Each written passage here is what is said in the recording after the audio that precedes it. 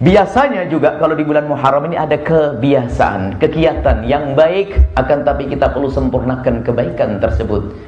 Kebiasaan kalau di bulan Muharram ini menyantuni anak yatim dan orang fakir. Itu sebetulnya maknanya apa? Bulan hijrah untuk menghidupkan hati kita untuk peduli dengan sesama. Peduli kepada sesama itu peduli yang sesungguhnya. Orang yang menyantuni anak yatim di bulan Muharram bukan salah, akan tapi kurang sempurna. Masa anak yatim, anak fakir hanya disantuni di bulan Muharram, nanti setelah Muharram suruh puasa? Dikasih 100.000, jejer 100.000 Muharram, setelah Muharram sotarnya nggak pakai makan. Nah, kita lanjutkan, sempurnakan. Anda yang sudah biasa menggunakan, menjadikan bulan Muharram bulan kasih sayang kepada orang yang tidak mampu, sempurnakan. Tidak cukup Anda hanya memberi makan sekali anak yatim, akan tapi berpikirlah agar Anda bisa bersama Rasulullah, ana wa kafil yatimi kahataini, aku bersama orang yang menyantuni anak yatim seperti ini di surga nanti. Surga seperti ujung, seperti jemari telunjuk dan jemari tengah. Artinya digambarkan oleh Nabi, dekat sekali kedudukan kita nanti di surga dengan Rasulullah. Kita tingkatkan, ayo sekarang di bulan Muharram ini bulan hati kita, menghidupkan hati kita untuk peduli dengan anaknya orang lain. Sekaligus ini adalah kembali kepada pendidikan anak kita. Anda punya anak, yang punya anak, kami ingatkan yang tidak punya anak. Yang tidak punya anak, Anda bersyukur karena dengan tidak punya anak, Anda tidak pernah akan dituntut oleh Allah gara-gara anak-anak. Yang tidak punya anak tidak akan masuk neraka gara-gara anak. Jadi yang tidak punya anak tidak pernah berkecil hati, tidak usah kecil hati. Yang tidak punya anak tidak akan masuk neraka gara-gara anak. Tapi alangkah banyaknya orang yang punya anak masuk neraka gara-gara anak. Semoga Anda adalah termasuk orang yang punya anak ahli surga. Baik. Maka di situ kan perlu pendidikan. Ingin menggugah pendidikan. Nanti kita sambung tentang yatim. Pendidikan. Pendidikan ini yang paling hebat adalah di saat pendidikan kita itu ada yang membantu. Kalau saya tidak bisa mengajar, saya dibantu oleh seorang guru untuk mengajari anak-anak saya. Kalau saya fakir, maka jika dibantu orang lain urusan ekonomi. Betul kan? Agar berhasil anak kita.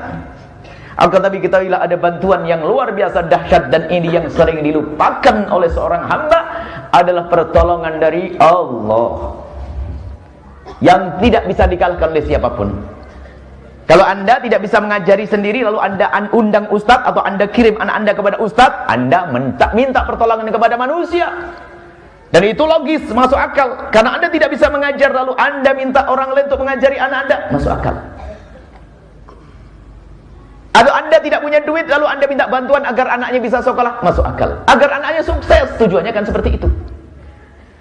Cuman kita sering lupa bahwasanya di situ ada pertolongan dari Allah yang tidak bisa dikalahkan oleh siapapun. Maka kami beri katrol untuk mengkatrol anak kita agar cepat sukses. Itu bagaimana? Hari ini kami hadirkan Allah melalui lisan Rasulullah. Rasulullah bersabda, Allah fi aunil abdi makana al-abdu fi auni akhih. Allah itu akan senantiasa memberikan pertolongan seorang hamba kalau hamba tersebut memberikan pertolongan kepada orang lain. Maka inilah program yang akan kami besarkan, membuat pondok pesantren dan yang lainnya.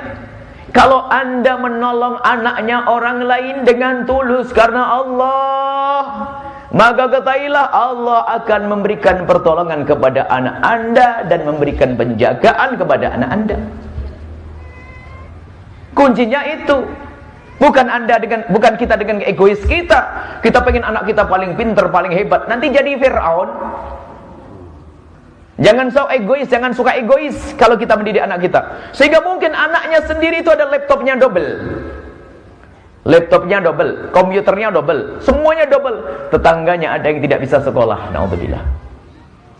Egois, dia hanya memikir dirinya sendiri, tidak pernah berpikir bagaimana orang yang ada di kiri kanannya. Maka hidupkan hati Anda untuk melihat orang yang ada di kiri kanan kita dengan cinta dan kasih.